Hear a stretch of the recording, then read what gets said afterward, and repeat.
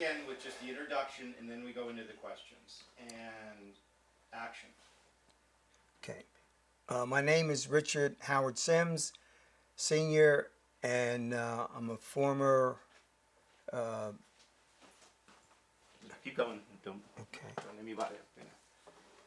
You can actually see the family in the shot there. Okay. You want to see your eyes? Pardon me? You gotta keep your eyes. Okay. All right. I'm a retired Lancaster City police officer, and also that was 29 years that I did that, and I retired as a magisterial district judge in Lancaster for 14 years, and just retired from that in 2013. How did your family, come to Lancaster? You know, born here, moved here, and so forth. Well, my mother was born here in Lancaster. Her father, my grandfather, he was born in North Carolina, but I just can't remember where at. I mean, we didn't talk about it that much. And I went into the Air Force. Well, I think I should back up and say I did go to school here in Lancaster. I graduated from McCaskey High School, and I went when I got out of the Air Force. I have to hold up a second. Could you tell us a little bit about your family structure? Who was in it? Because we were covering that. Okay, we keep I going know. back to the same. Okay, Right, because okay. You about my okay. I had two brothers, Herman and Charles, and one sister, Olive. We all lived here in Lancaster. Our first house we lived in was on 426 North Street. We were there for about 10 years, and we moved from there across the street to 429 North Street for about 6 years, and from there we went to 410 Howard Avenue, and from there Herman and I each went into the Air Force. He went in a year before me, and he was there for 4 years. I went right after him, and I did 8 years in the Air Force, and I was what you call a cryptographer. I encoded and decoded classified messages. well, And see, your brothers, still trying to catch Yeah. that brother.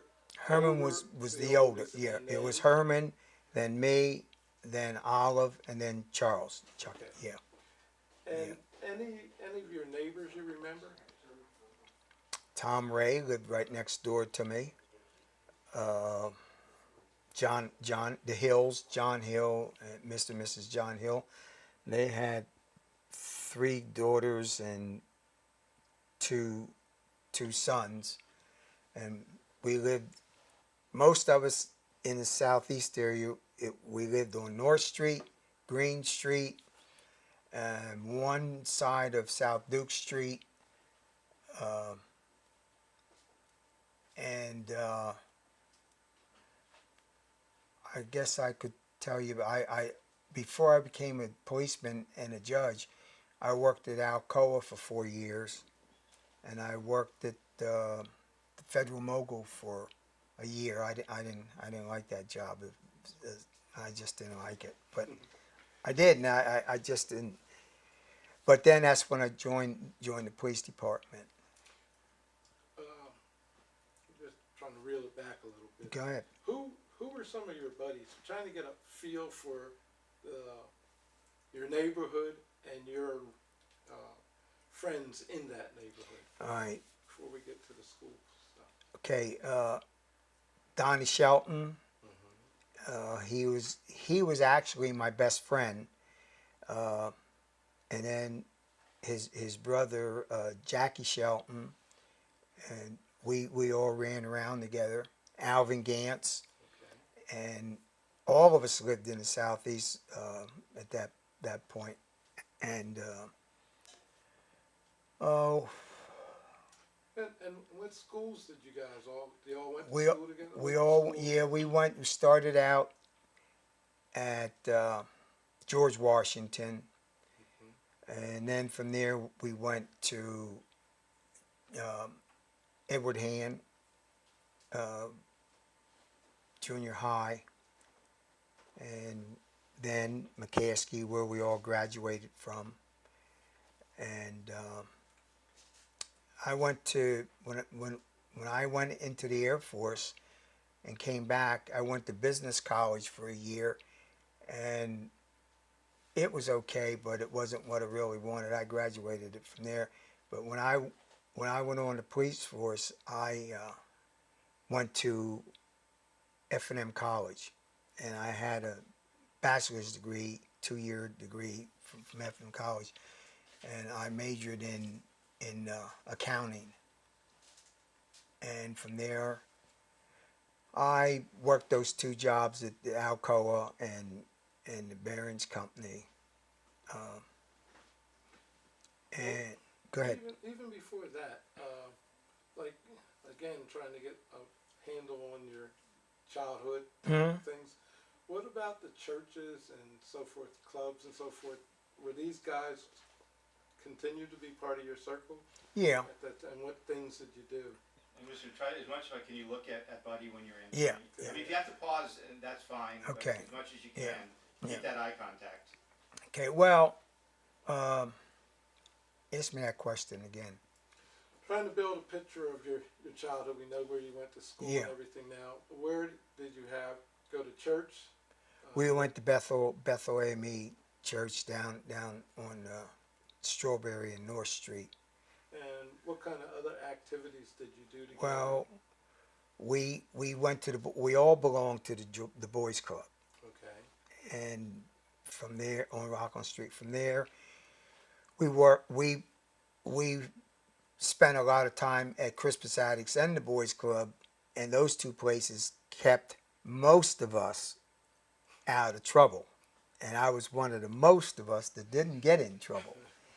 But it was good. I mean, it was a good thing. We spent a lot of time there. Our parents knew where we were at from the hours that we worked. When we got out of school.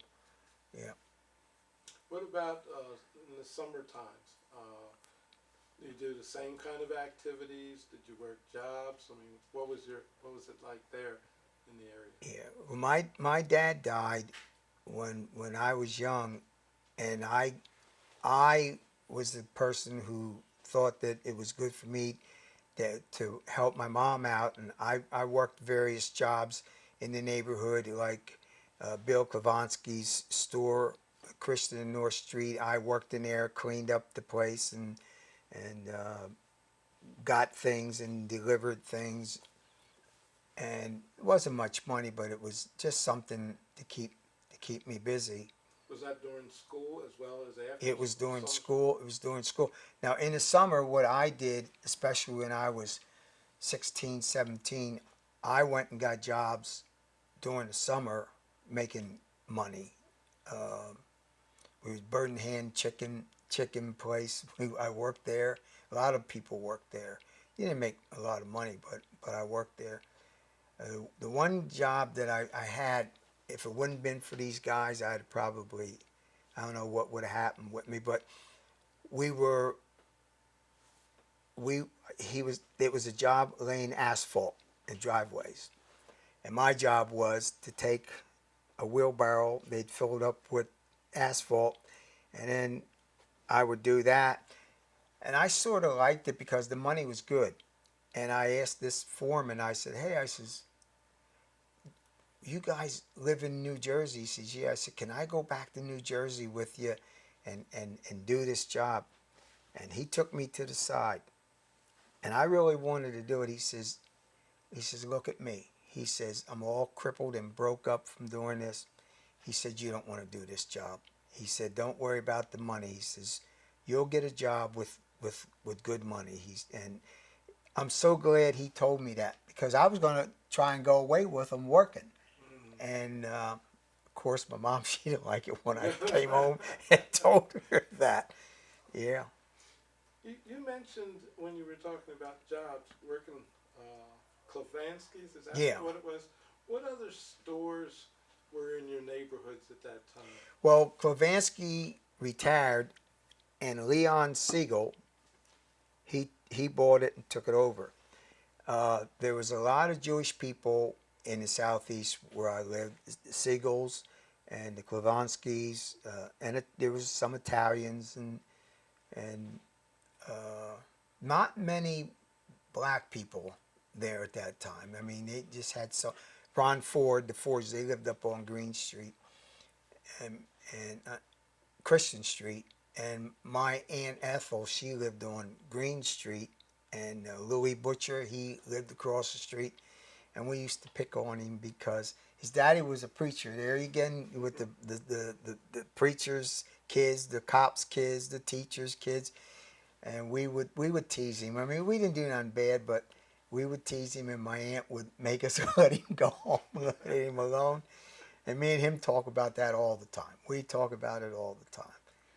Can you remember any of the other stores, like were there corner groceries or stores or fish market? Was there any other stores in the neighborhood that were like you could walk to?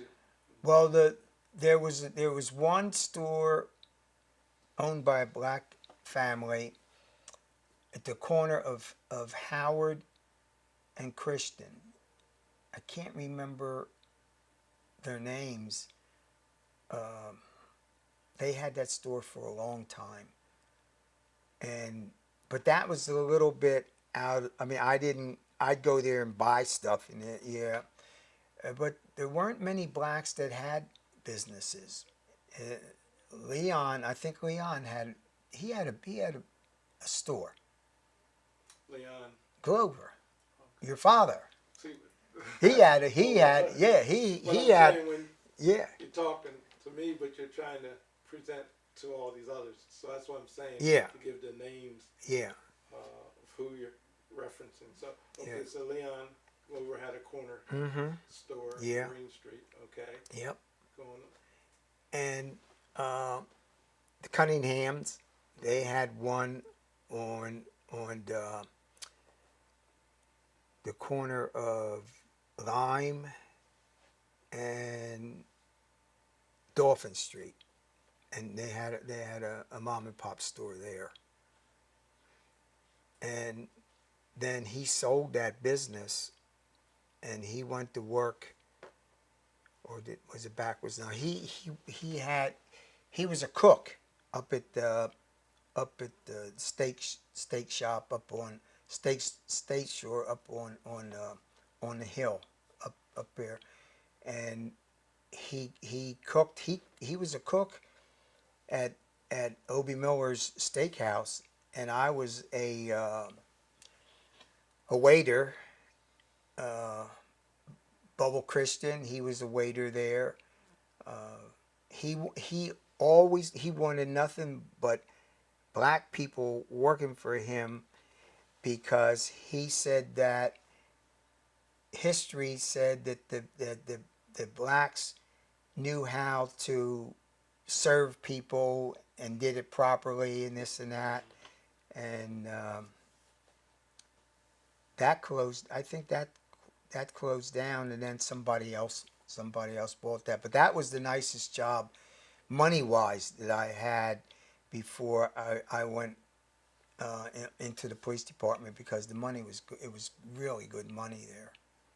So it seems like getting jobs at your young age was not a difficult thing to do. It seemed like No, not for me, because people knew me, and I was a polite person. I didn't get in trouble, and people trusted me and gave me jobs, because I never had any problems working or getting in trouble with the police or anything. So, and I just wanted to work, and it was easy for me to get a job. Yeah. Okay, continuing in that line, you talked about the Boys Club and Crispus Attucks. Mm-hmm. What other activities? Were there any swimming areas or local parks you went to? Yeah, there were swimming areas right down the street from me. What's that called? Now it was called the Pogey Mm-hmm. and Schaefer's Meadow, where we had to swim because they didn't.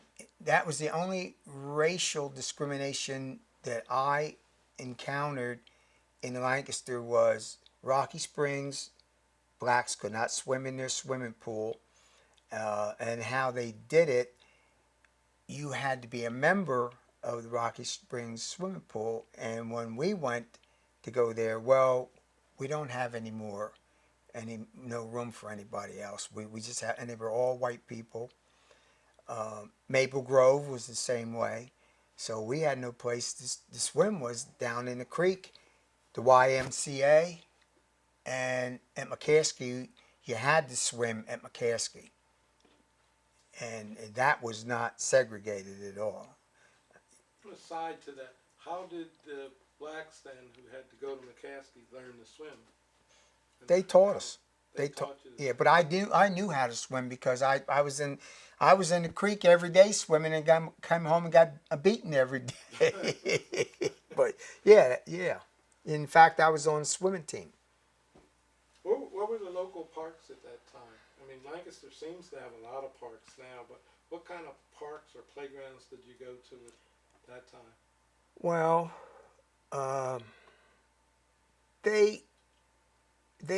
we had a playground right there at North and Christian Street. They called it a playground, but it really wasn't. It was just a little thing there, and you could go there and sit there, but it wasn't really a big playground. What was it called? Do you remember? It was named. I think it was named after Barney Ewell. I think it was. I think that playground was named after. At that time? Or no, it was named after Mrs. Gantz, Ida Gantz. It was named, and it was just a little thing. I mean, it wasn't much to it. We went to Buchanan Park and played there. Right at the corner of Dolphin and Duke, they called it the Clementi Playground right there. Mm-hmm. And they had a big baseball diamond there, softball diamond there. Is that the place that they referred to as Jesse's Playground? Or Yeah. He worked there. I I'm just trying to keep you looking over. Yeah, here. yeah. Well, Okay. she was. No, but yeah, it was called Jesse's Playground. Okay. Yeah. Okay, now we're going to get into that area of your career and so forth, employment. What difficulties, first of all, what were some of the jobs you did have, and what difficulties did you have in obtaining employment as an adult, if any? Yeah. I applied for. Okay, actually, kind of settle in. But yeah, when you change your body position in the middle of talking, if you need to move, go ahead, but just then start talking afterwards. Excuse me, wait a minute. Yeah. Jesse's Playground was up on Green. Mhm. Are you gonna cut that out? Yeah, it was green. Yeah, we were there. Yeah, okay, but I We didn't. want to correct it then. Yeah. Yeah, but I was just trying to. Yeah. I thought for sure it was there to Yeah. see if that was. We one of went the there. playgrounds. We played there at that Green Street playground, but I didn't like that playground. He was kind of a tough guy with us. He was mean. Who is he? Jesse.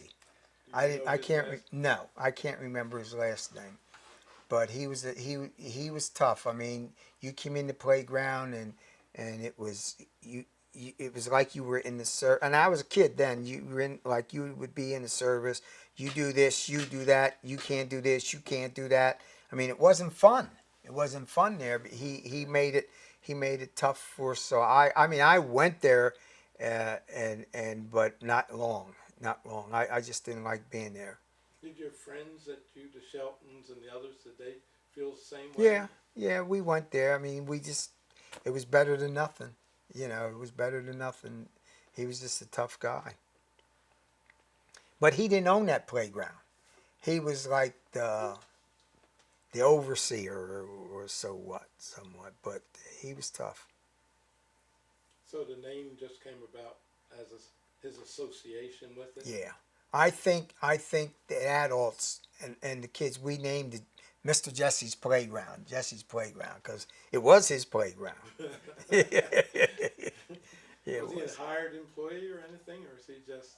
He was the only one I knew. He might have had one. Oh, there was always a person there who was educated and made sure everything was run the right way. I mean, I don't think he had the education to work it that way as far as paperwork, etc. But he did have someone who did that for him.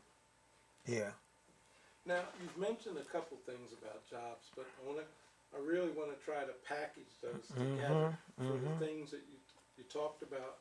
You started out with, but there's three specific jobs I'd like you to talk about and their overall impact that you may have had on the 7th Ward by having those jobs. On the police, and in that role also the community relations side of that, as well as then becoming a district justice. No, detective. I was a detective also. That whole I was a detective share for. all of that with us. Yeah. if you'd like. Okay. I'd like to hear that. Well.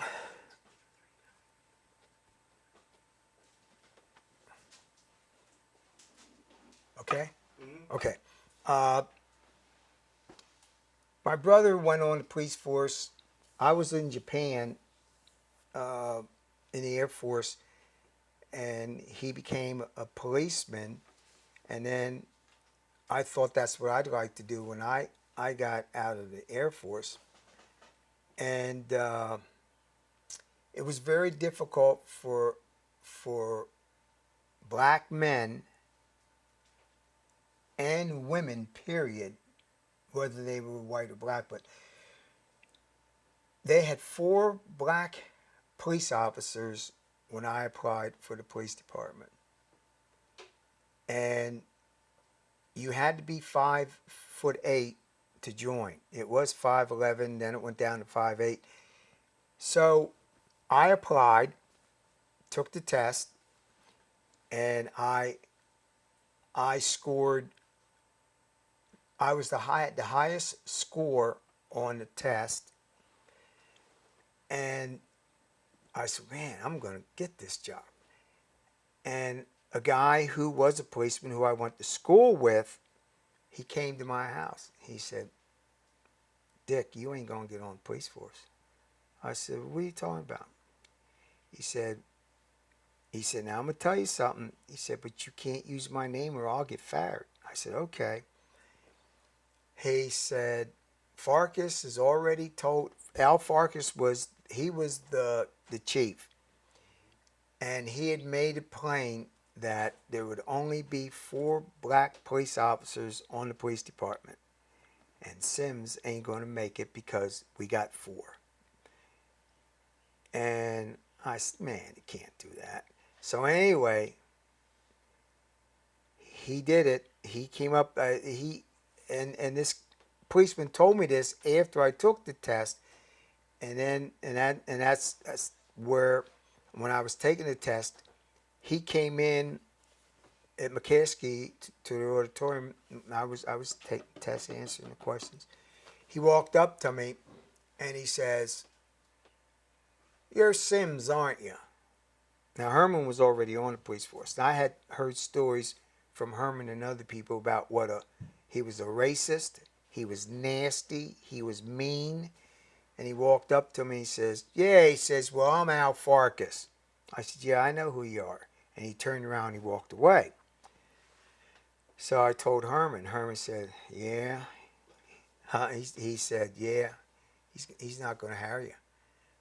So he followed me and a guy named Yuri. We were just about the same height. I was 5'8" actually. Yuri was 5'8 1/4". So we get to the last station is where they weigh you and they measure you. Yuri and Farkas, he's just sitting in there, just sitting there. I said, "What's he going to do to me now?" So Yuri passed. He says, well, you're 5'8". You made it. And no, he says, you're 5'8 1/4". He says, you made it. And he said, all right, you're next. So I get up there and he measured me, and Farkas is sitting there.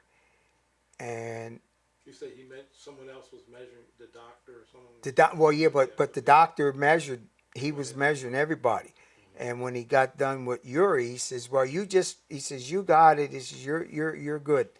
He said, you're 5'8 1/4". So I got up there, and the doctor said, wow, man, you two guys just made it. He says, you're 5'8". You just made it. Farkas jumped up, and he said, give me that ruler. He took the ruler from the doctor, and he put it on my head, and he took it, and he yanked my head down, and he said, you're 5'7 3/4". Get out. You didn't make it. There was a guy named Whitmer who was the assistant chief. He said, Al, you're wrong. He says, you're wrong. He said, he did make it. He said, and you know he made it, and I know why you don't want him on there. And he says, well, he says, that's the way it's going to be. And Whitmer says, well, you know, Al, he said, it was 5'11 when you and I started. He said, and I was only 5'10. And he passed. He said, because you were in the service. He said, Sims was in the service 8 years. Even if we would say he was a quarter short, why ain't you taking him on? You know why you're doing it. And Farkas told him, and Whitmer, he was a white guy. I didn't know the man from Adam. And he said, well, he says, I still think you're wrong. And he said to Farkas, and Farkas said to him, well, I'm the chief and you're not, and that's the way it is. And he walked away. Year goes by. Calvin Duncan told me, try again. He said, you made it 2 years ago. He says, everybody knows it. So I went again and took the test, passed it. There was Farkas waiting on me, and this time he really was nice. And when I walked in to get measured, he says, hold up. He says, doctor, this is Sims. You remember him last year, 2 years ago? He said, yeah, he didn't make it then, did he? He said, no, well, he ain't making it now. Get out. Just like that. And I wasn't going to do it anymore. Farkas went to Vietnam, and Calvin called me up and said, take the test again. I says, Calvin, I'm not going to do it no more. He says, go ahead and take it. I took the test. I passed it. Wilmer Hoover, who became the chief, was a captain. He walked up to me when I took the test that last time, and he said, I'm going to tell you something. He said, I'm going to take you in my office. He said, and I'm telling you the truth. He says, you got screwed out of 5 years. He said, he stuck it up you because he don't like black people. He said, but that son of a so-and-so ain't here no more, and you're getting hired. That hurt. That really hurt me. It hurted me a lot. It really did. But he said, you got enough time to retire, you'll be okay, and I did. That was, and you know, there was never over 4 black officers. And when Hoover became the chief, it changed. Everything changed. And we started getting blacks and Hispanics in there. Yep. That was tough. How did that shape your life going forward? I mean, it was, well, it hurt me at first, but Calvin talked to me and Herman talked to me and some of the white cops talked to me and they said, hey man, you got screwed. He said, you got screwed. He said, because you're black. He says, you got screwed. He said, you should have been on. But I did my job, and Hoover did say that to me. He said, look, He says, you're here. You got enough time to retire. Don't get angry and nasty and not do what you should do because of what happened. It's done. It's over. You're going to make it. So that helped me not to get. But I remember when I made sergeant,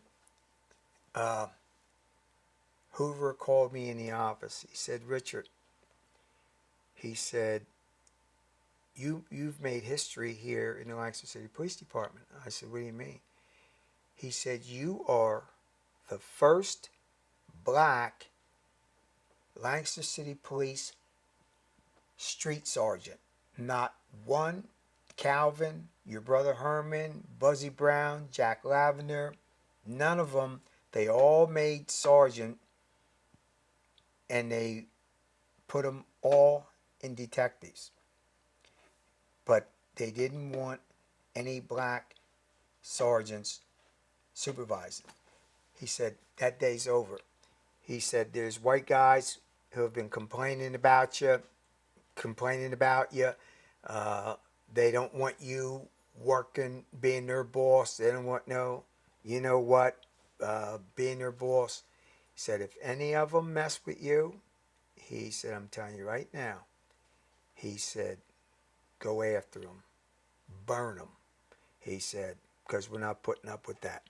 The 3 captains then even called me in with the same thing. That's how that department was running up until then.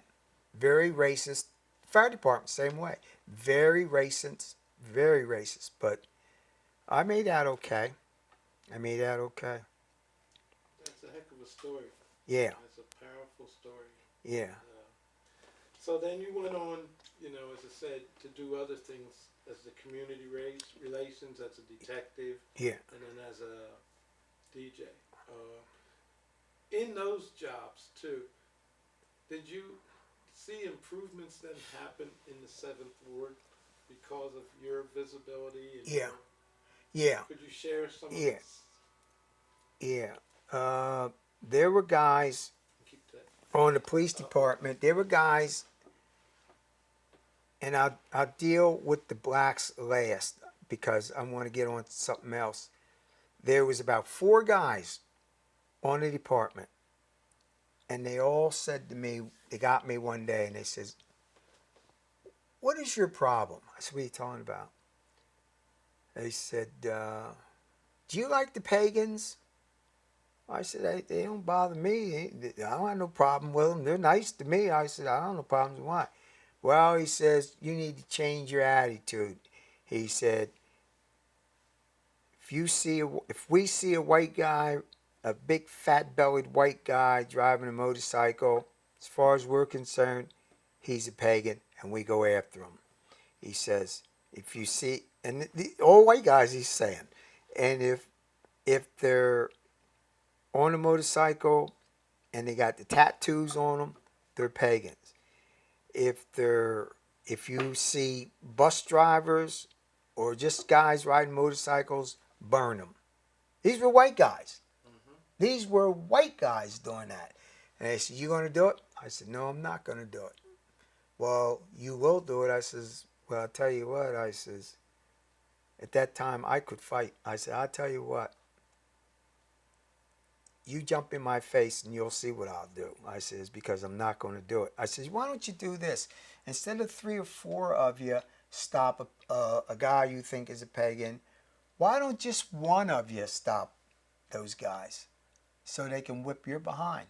I said, you won't do that. But it takes 4 of them to do it. I mean, that's some of the things that happened. There was a guy, a black guy, who I knew, and he did some bad stuff, and he got arrested by us. And for some reason, there was another guy, a black guy, who was a good guy. I mean, a good guy. They were stopping him and saying he was this other guy and was arresting him.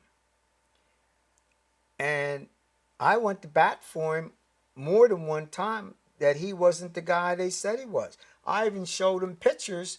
I had pictures of the good guy and put it up in the squad room with his name, and he wasn't the bad guy. And it wasn't fair what they did to him. I mean, he was a good guy. They didn't like him. He had an education. He was a nice guy, and they just didn't like him. And I will say his name. His name was Leon Glover, Buddy Glover. And they picked on him, arrested him, and I mean, I don't know how many times they did it, but it was quite a few. 13 times. 13 times. I was a sergeant. Thank God I was a sergeant that day. We got so-and-so right here on King and Water Street. And I knew who it was. And I got over there and I said, we're going to the station. And I went to see the lieutenant and got it straightened out. Yeah, that's the truth. Now, I don't know how many things happened like that I witnessed like that, you know. And, but it changed. I mean, the department changed. You feel you made an impact. Oh, yeah. And we when I was in community relations in juvenile division, we used to go to the schools, to the junior high schools.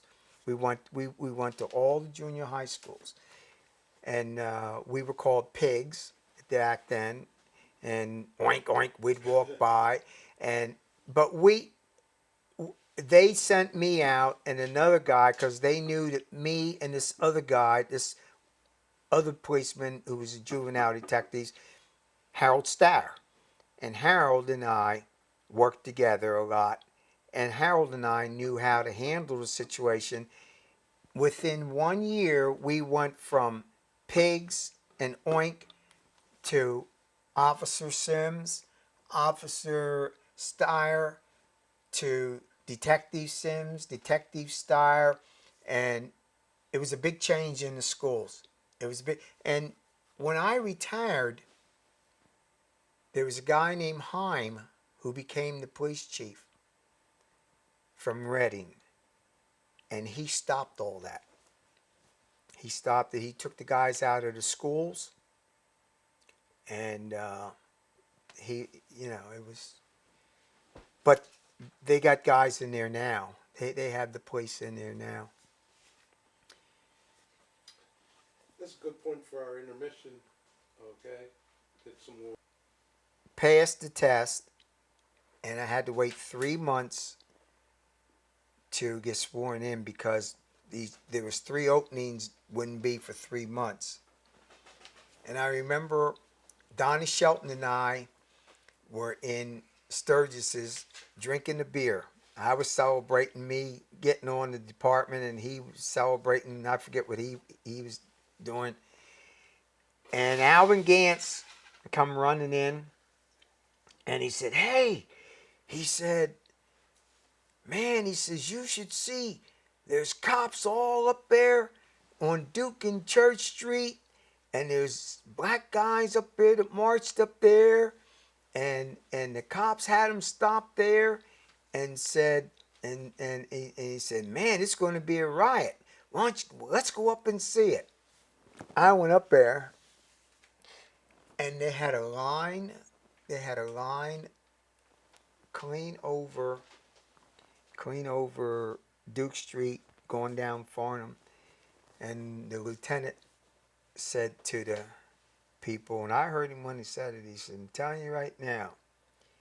We're not taping right now. No, we're not taping that. Okay. No, don't tape that. No.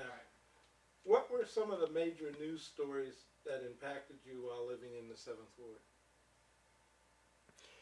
Well, one of the the things that happened in the Seventh Ward, and this was particularly on South Duke Street, and it ran the whole way down Duke to Dolphin, where they had these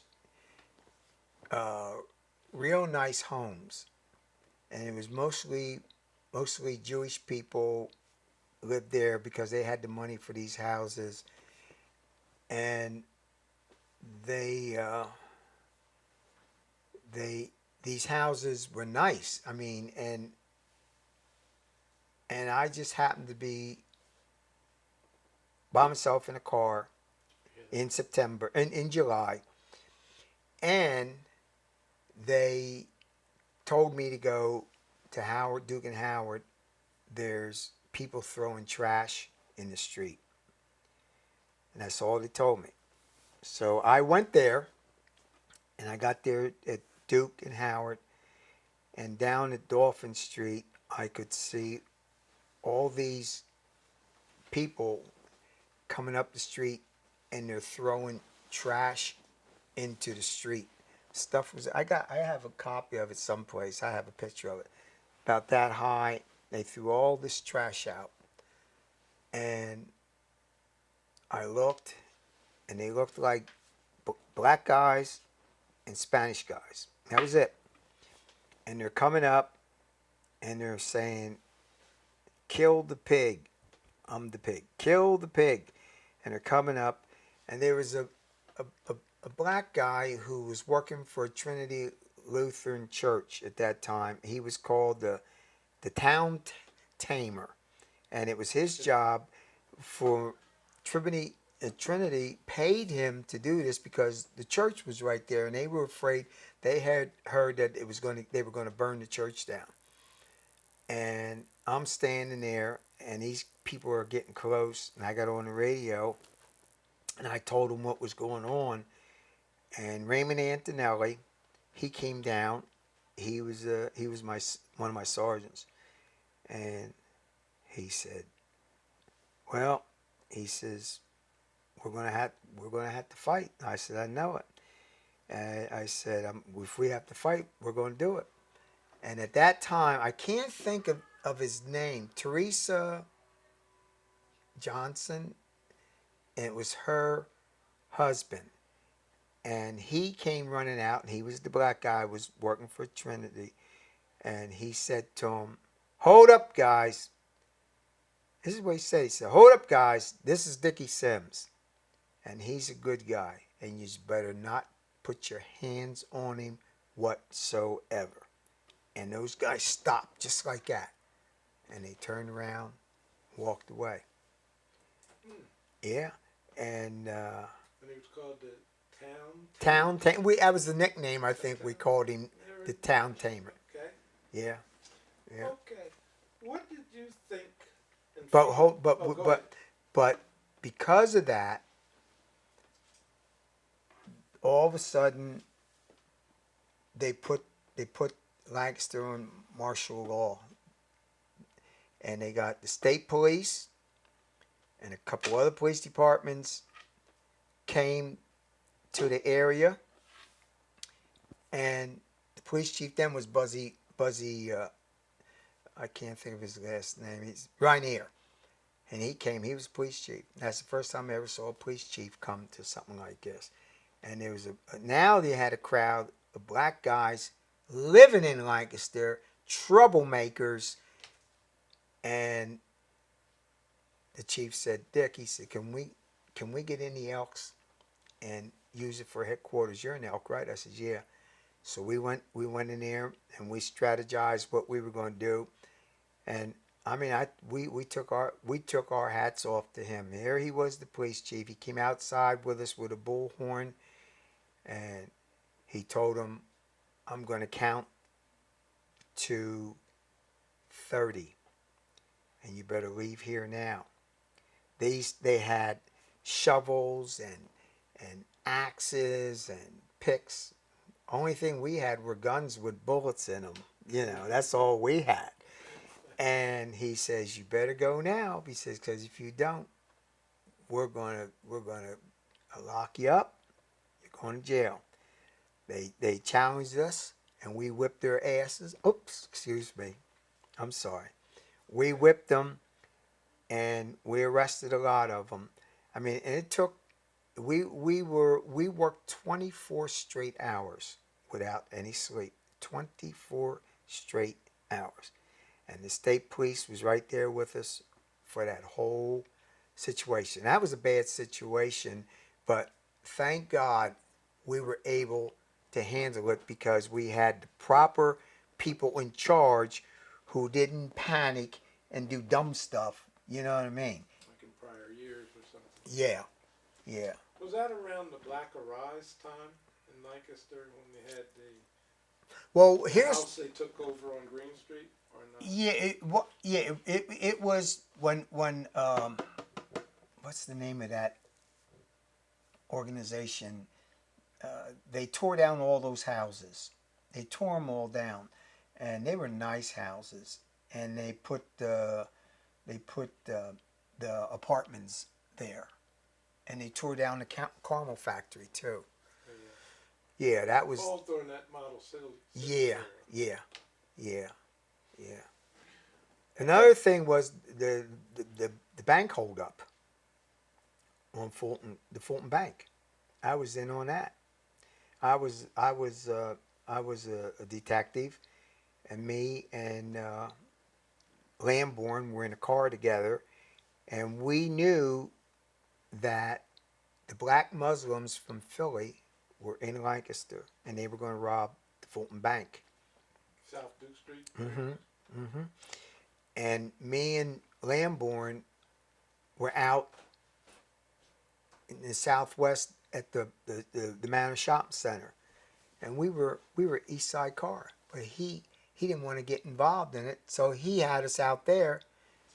All of a sudden, screaming comes across the radio at 1 o'clock in the afternoon. The Fulton Bank is being robbed. We need help. Get down here. You could hear guns shooting. We go down, and Lamborn, he's dead now, so it don't matter. He drove as slow as he could, getting from the shopping center to there. And when we got there, I says, stop the car. I says, I'm getting out. And Gecky come down the street, who became the chief later on. Gecky came down, and I stopped Walter. I said, I'm going to get in the car with you. I says, I don't want to ride with him. I said, he's going to get me killed. I ain't going to ride with him. And me and Gecky went to the bank. One guy jumped in the car and took off.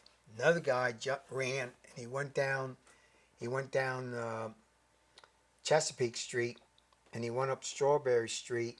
Some woman told us where the guy went to. I'm the passenger in the cruiser. We go up to Joe Capps, and there the guy was. He's running, and all these black guys were out there. And thank God, in this instance, they all knew me. And they said, get him, Dickie, get him, get the so-and-so. I chased the guy, caught him. We got all the money back. And that was, and one of our guys shot and killed one of the bank robbers. And that was Wagaman, and I forget who the other officer was. But anyway, they shot before we even got there, and they killed, and they were shooting into the bank, shooting across. Bullets were going through the houses across the street from the bank. Thank God no innocent person got. Yep. So, tough, scary job you had there, wasn't it? Yeah. Now, that's a good, that word, scary. I used to tell the guys when I was a sergeant, I said, I'll tell you guys something. Now, I ain't Superman. Ain't nobody in here Superman. We got a job to do.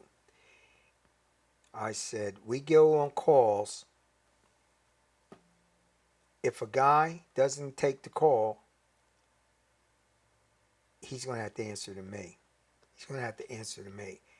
I said, I don't. It's one thing to be afraid, but it's another thing to back up your people, and that's what I asked you to do. And Lamborn was the I didn't. I went and told the lieutenant about it.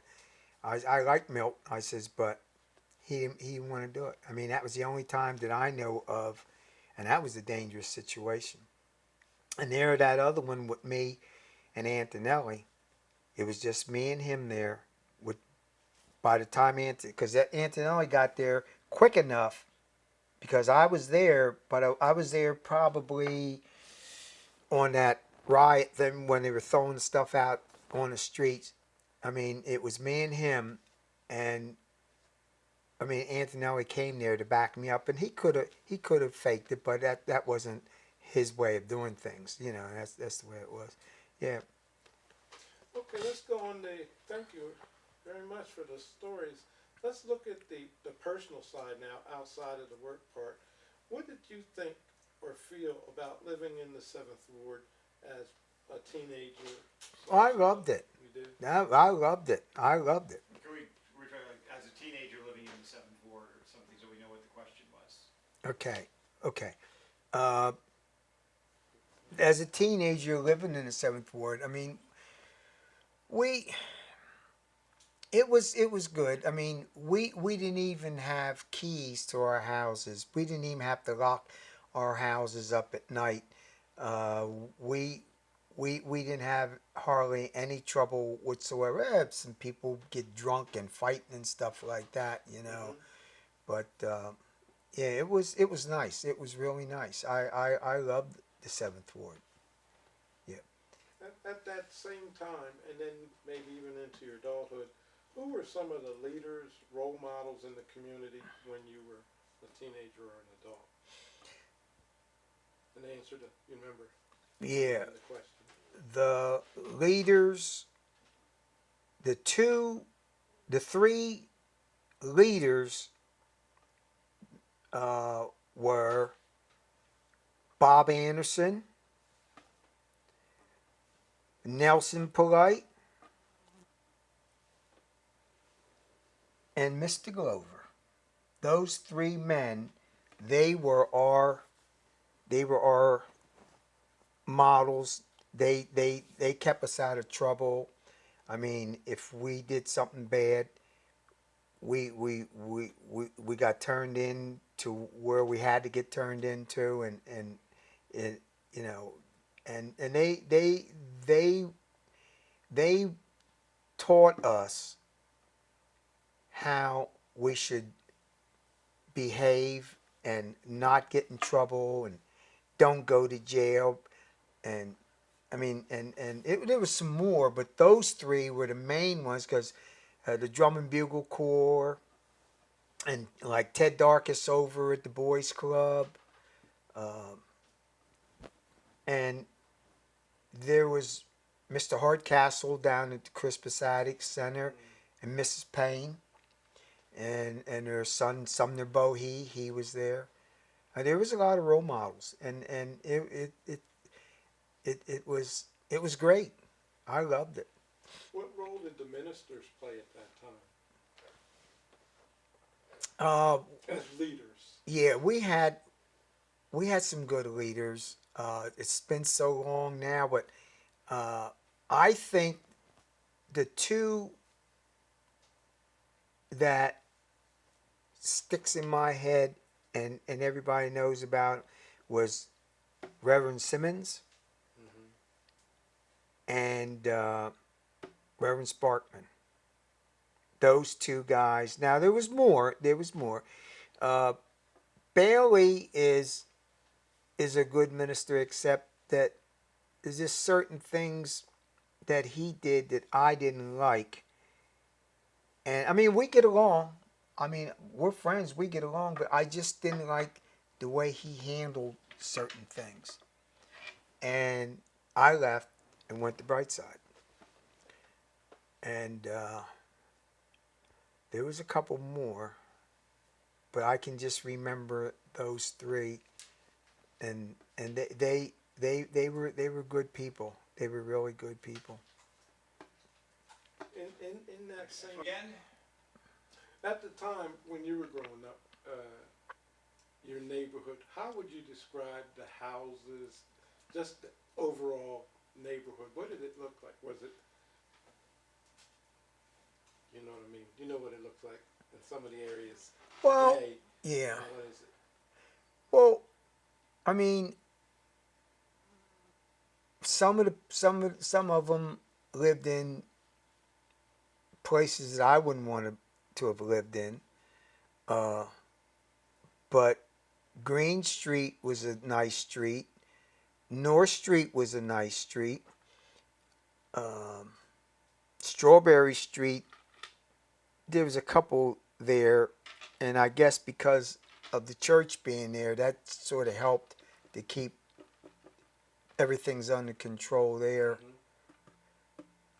But I mean, we now the second house that we moved to on North Street didn't have a bathroom, didn't have a toilet in it.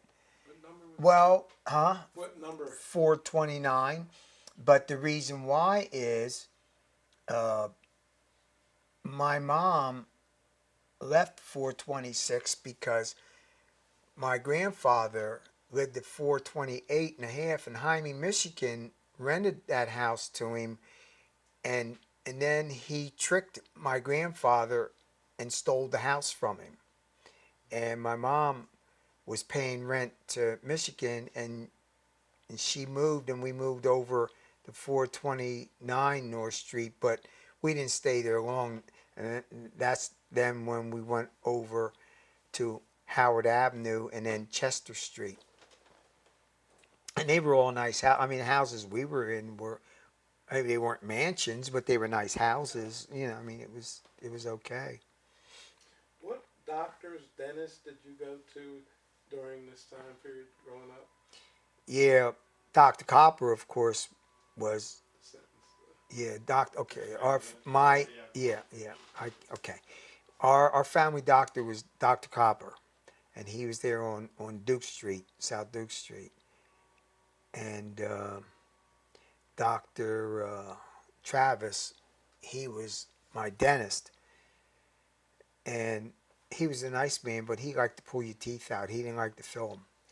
And he pulled out a couple of my teeth right before I went into the Air Force. And when I went in the Air Force and they check your teeth, and there was two that he pulled out he shouldn't have pulled out. And the dentist there said, "You have nice teeth." He said, "Look," he said, "I can't make you do this." He says, "I can make you come every 6 months and get your teeth checked." He said, "But he says, I'll tell you what I'll do." He says, "I will have you come every 3 months, and I will take care of your teeth, and you'll save all your teeth." And from that day on, I didn't lose another tooth. But then after and then we had the foot doctor, Robinson, and he was a doctor. These gentlemen that you're describing, were they black? Yeah, they were all black. They were all black. You had all black. You know the sentence. Yeah, all the doctors, they were all black. They were black, and yeah. What hospitals were? But wait a minute. I missed one, but he didn't get here in the time that we were talking about Dr. White. Right. He's been there a long time, but I mean he missed the era that you're talking about, really, in a way. Yeah. So what about hospitals? Where did you go for hospitals that were available to you at the time? We all, for some reason, we all went to the osteopathic hospital. And when I got out on my own, I wanted to go to the general hospital, and that's where I went. That's where I go to. But didn't many of your friends or you go to St. Joe at all, or at that time? well, I can't remember going to St. St. Joe. He might have went there in an emergency or something. I don't know. I guess it was just that our parents, for some reason, wanted to go to the osteopathic hospitals, and so that's where we went as kids. You know, that's where we went. Oh, another area. Nightclubs, dance halls. What were they? Well, you had the Elks. Okay. Okay, so maybe with some of the social activities or social. Yeah. Well, yeah. I keep forgetting to do that. Okay. Well, the social places that we had to go to, one was the Elks at Duke and North Street, and Sturgis's Hotel, which was right across from the Elks. And although they weren't in our location, we went to Rocky Springs and socialized there. They had bands and stuff there at a time. Yeah. The Sturgis Hotel, was that a hotel? Or It was a bar or- hotel on the first floor, and on the second floor was apartments. Apartments. Now, who owned that? John Sturgis, and I forget the other guy's name. He died. The other guy's name, who was an owner, John Sturgis was a Harrisburg policeman, and he had a lot of pull. And between him, his partner had the money, and John had the political pull from being a Harrisburg cop, and got their license because of them being black. They didn't want any more bars there. In fact, at one time, Joe Capps we went to. The one that they didn't patronize the blacks, I was told when I was a kid, was the South Pole. They did or they did? They did not. And then for some reason it got sold and someone else got it, and then that's when blacks went there too. Right there in the area. Wow. Yeah. What did you like least about living in the 7th Ward and why? I wasn't raised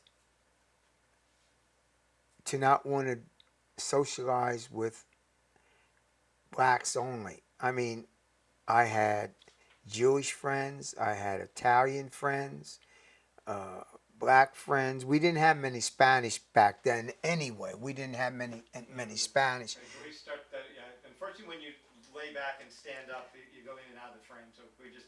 That's your fault. Forgive me that cushion to sit on. And I noticed it too. I said, darn it, I'm out here again. Okay.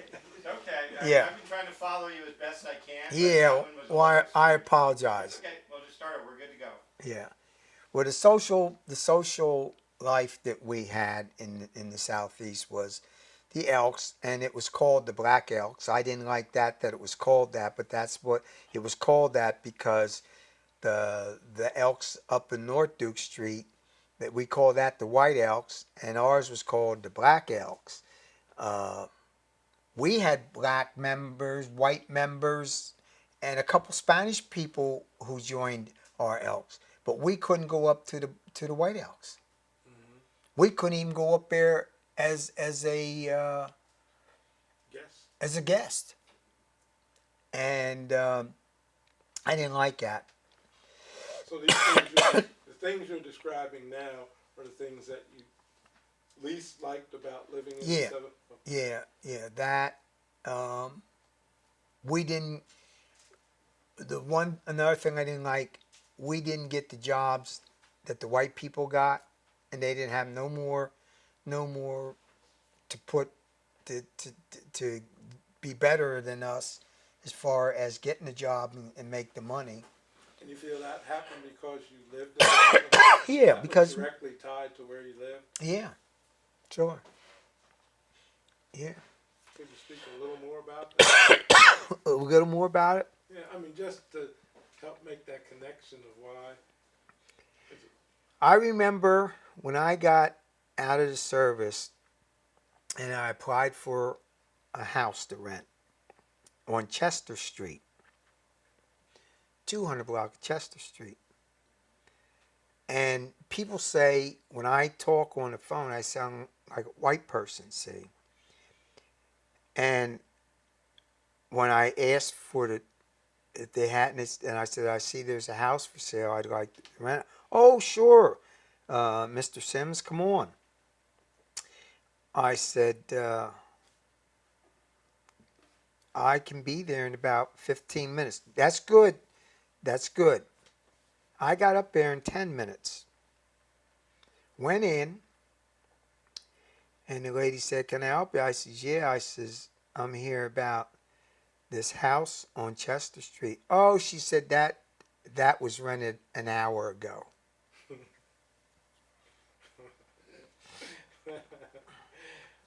I get you. So then, on the reverse side, what did you like best about living in the Seventh Ward?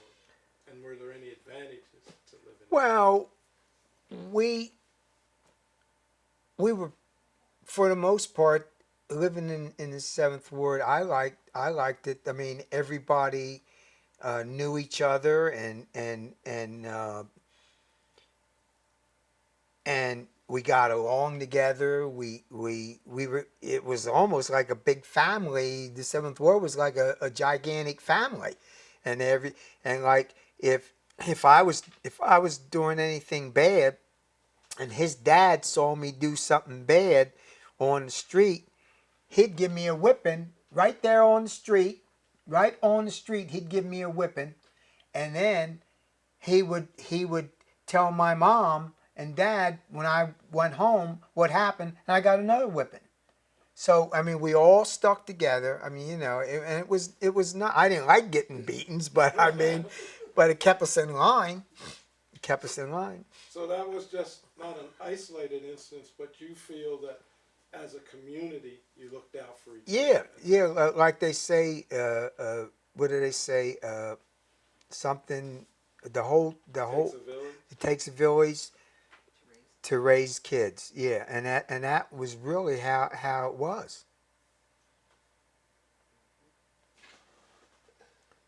Okay. What are some of the holiday traditions you engaged in during this time? I mean, particularly like where your families would get together, or is it Well, Kind of slouching again. yeah, just slouching again? yeah. Okay. Now, how's that? It's that's what Okay, I so can't now- help it. I keep sliding back. We're home stretching. Yeah. Go ahead. Well, I still didn't get you about. We're talking about family traditions. Yeah, I know that, but I haven't said anything about being a judge either. Okay. I And want then to. we'll loop back around. Yeah, Okay. yeah. Yeah, for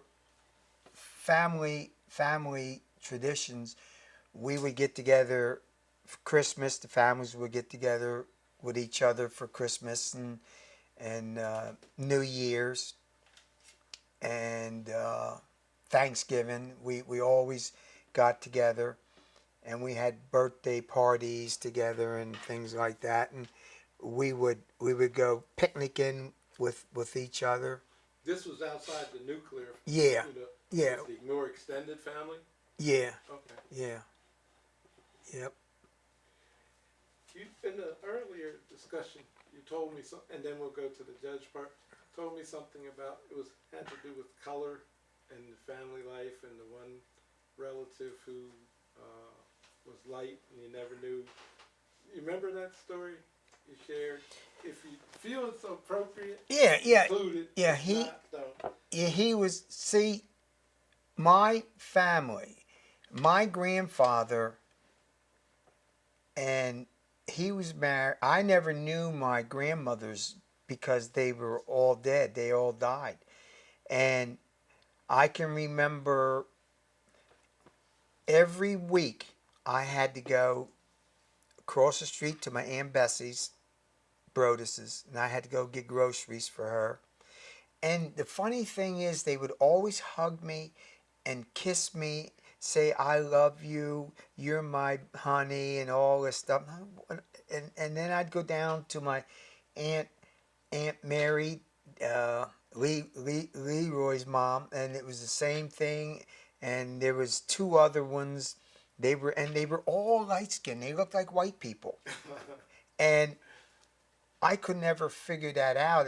Being young like that, I knew something. I just would say to my mom, "Why is it every time I go to the store, they hug me, they kiss me, they tell me how much they love me, and this and that?" And you remember back in those days, it was always the light-skinned blacks that got ahead of us.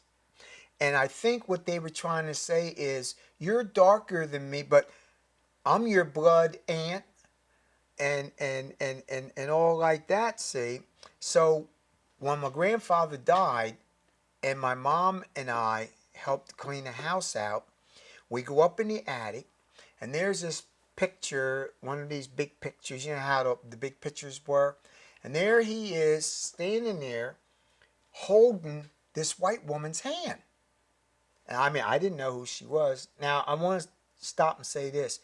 We weren't allowed to say the N-word in our house.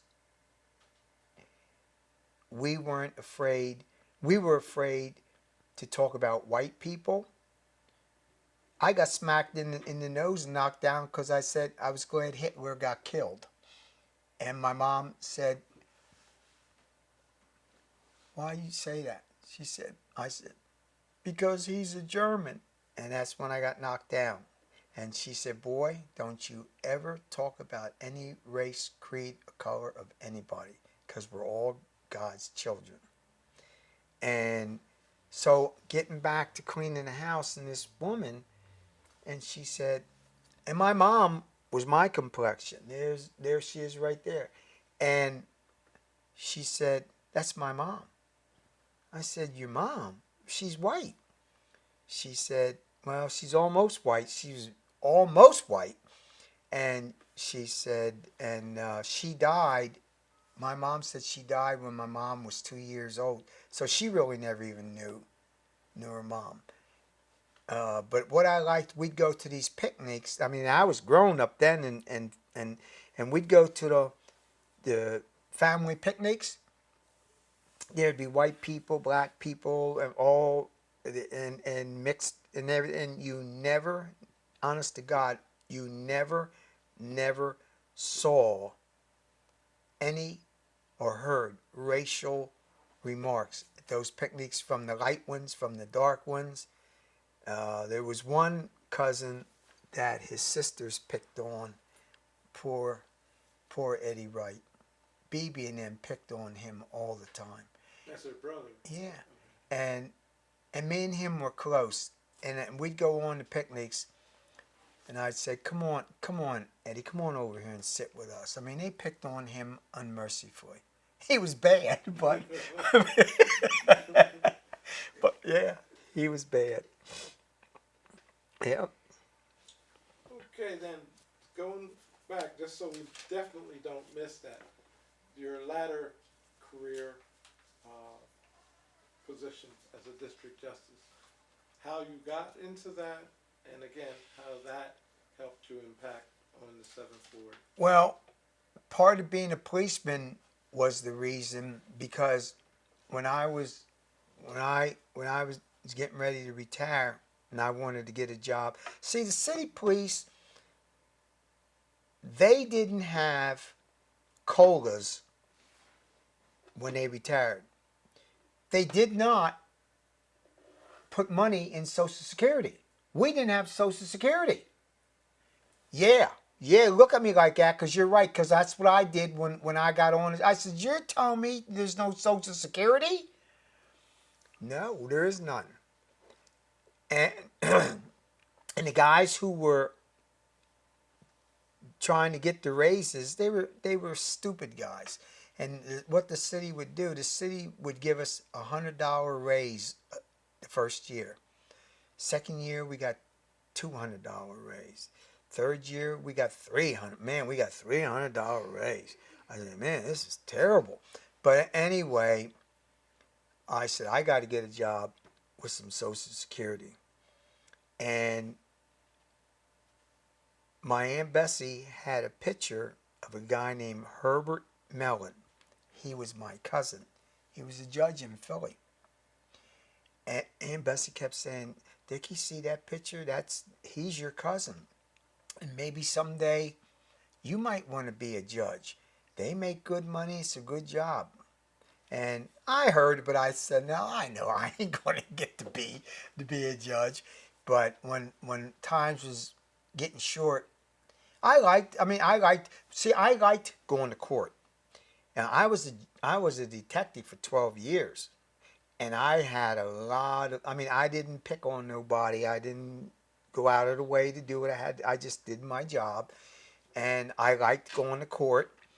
And a lot of the judges said to me, "Why don't you, when you retire, why don't you run for a district judge?" I said, "I'm thinking about it."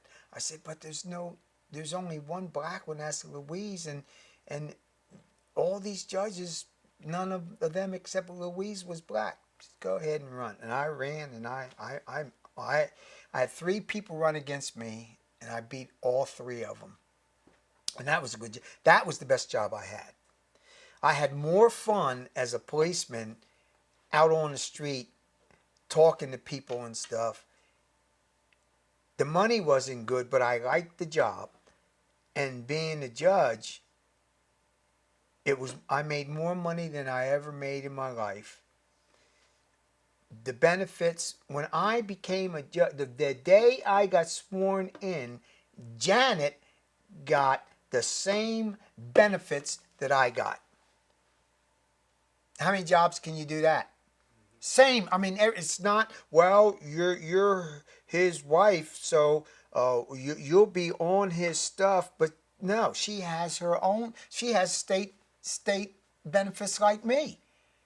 When she worked at Kellogg's for 35 years, and she quit and retired at Kellogg's, and Kellogg's wasn't paying her the benefits. She made more money at Kellogg's, but when I became a judge, our pay was pretty close, and I was disappointed with her. They begged her when she retired in 2012. I don't know about how many Southern people you know, but they are hard-working people. She went to Kellogg's, and she became a supervisor in 5 years in Kellogg's, and she worked her way up the ladder so far. When she put in her retirement papers, they took that girl to lunch 4 times. They begged and pleaded her to stay in 2012, and they promised her if she did that, they'd make her the plant manager. Plant manager's job was $150,000 back then. And she wouldn't do it because the times have changed. People today are different than they were when we grew up. They don't want to work. They're lazy. They just won't do their job. And she told them, she said, you made all these guys supervisors. They're not good supervisors. She said, and I'm leaving. She said, because I ain't going to stay here and have these people working under me. And she retired. They tried to get her to retire a month ago. And she retired in 2012.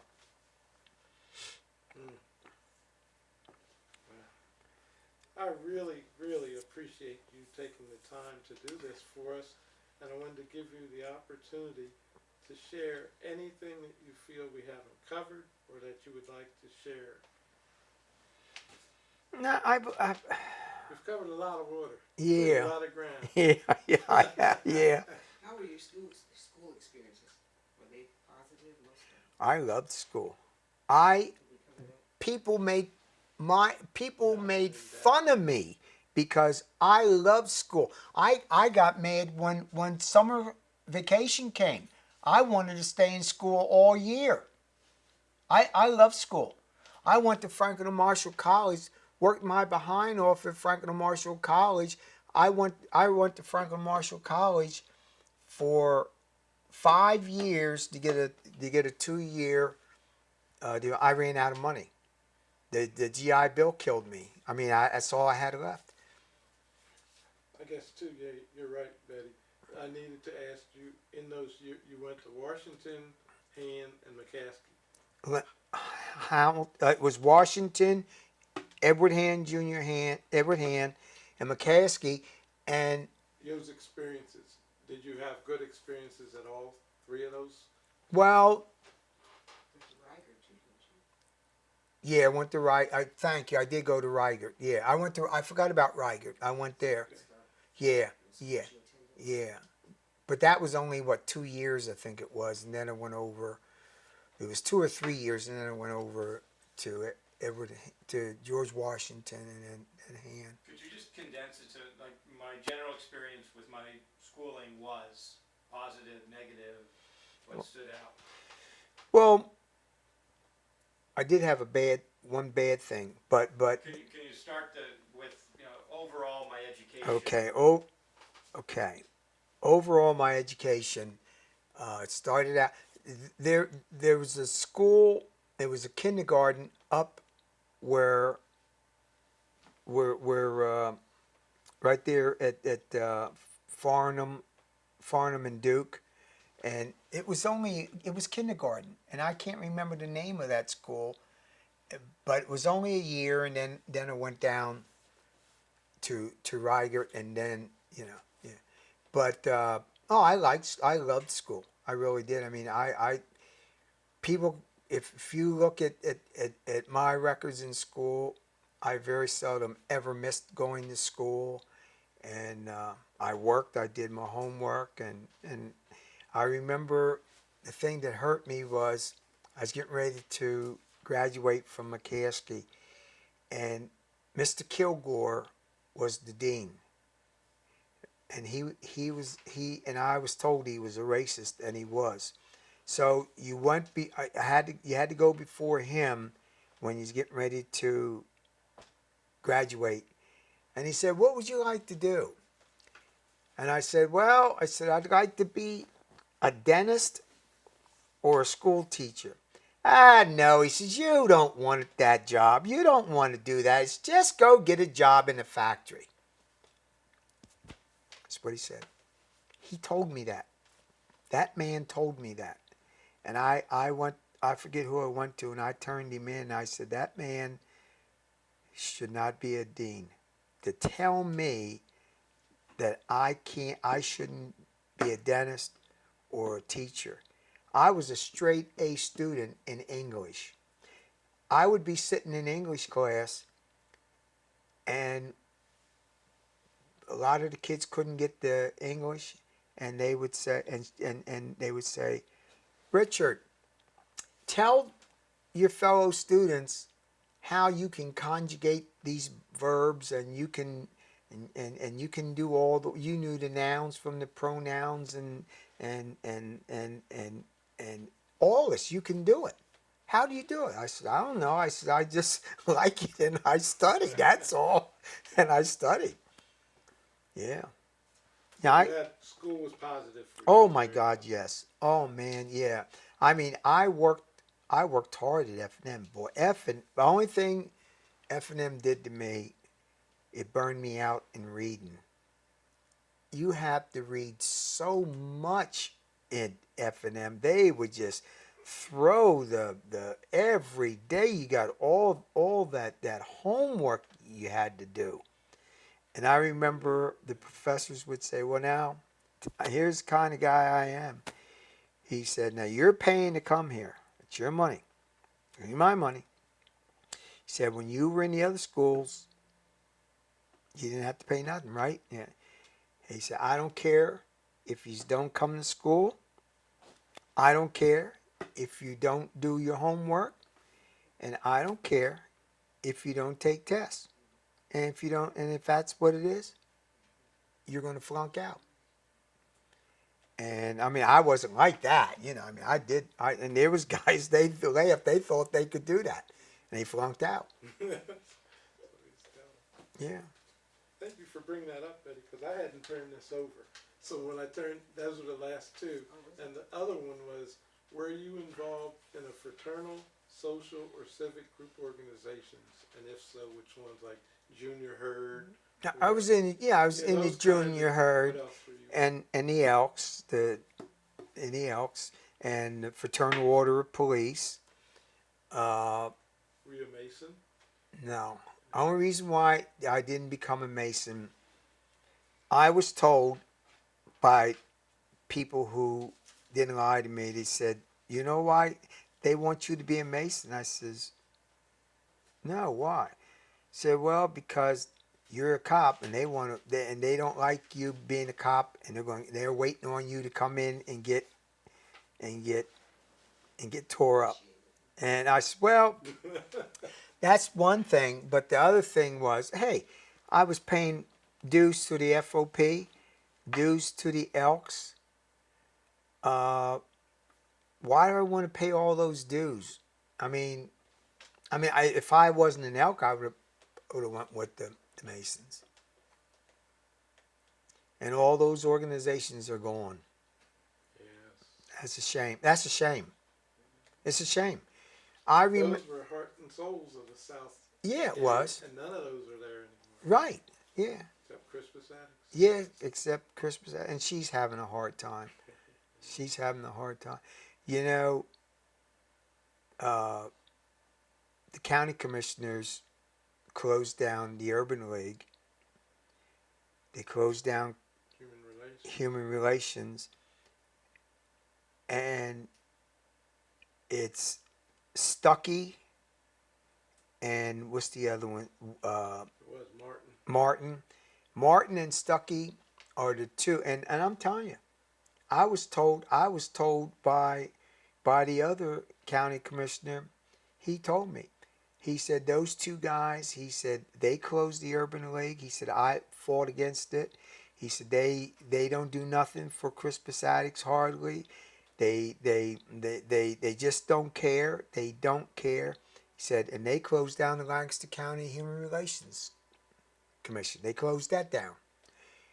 And from that day on, Stuckey and Martin, I don't have any time for those two guys. The other one's a good guy, but I don't have any time for him. Anything else you think we forgot or anything else?